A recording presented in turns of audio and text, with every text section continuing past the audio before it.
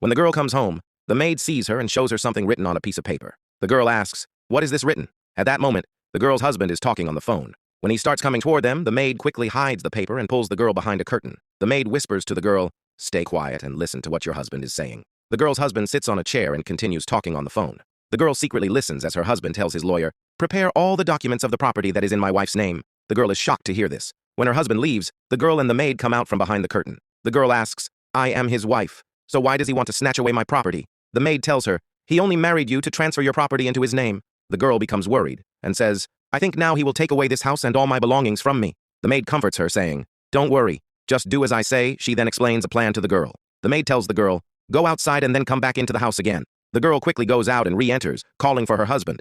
The husband sees her and says, "Perfect timing, you're here." He then goes to the maid and angrily says, "I told you to make juice and you still haven't made it." The maid replies, "No, your juice is ready." She hands him the glass of juice. The husband takes it and leaves. Later, when the girl is sitting, her husband comes back with the juice and sits beside her. He says, "You must be tired, so I brought juice for you. Drink it." The wife says, "I'll drink it later." As she gets up to leave, her husband stops her and insists, "Drink it now. You look exhausted. This will refresh you."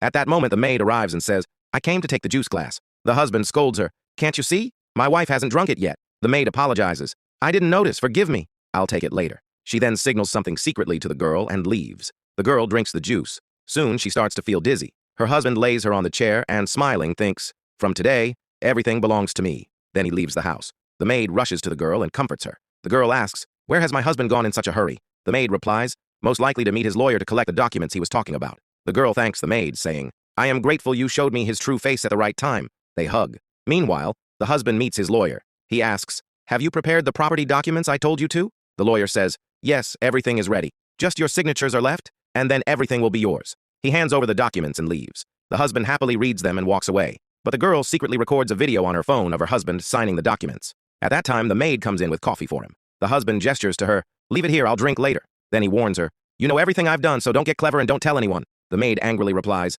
"I will tell. I'll expose how you betrayed my madam and transferred her property into your name." The husband shouts, "You can't do anything to me! It's better you leave this place." As she turns to leave, the wife enters. The husband is shocked to see her. The girl says, "The maid already told me about your plan. For what you've done, you will surely be punished." She calls the police. When the officer arrives, she says, "I have a video on my phone proving that he tried to deceive me." The police arrest him and take him away. The girl thanks the maid once again. Now your opinion in the comments. Do you think the maid did the right thing by exposing the husband's secret? And don't forget to share this video to support us.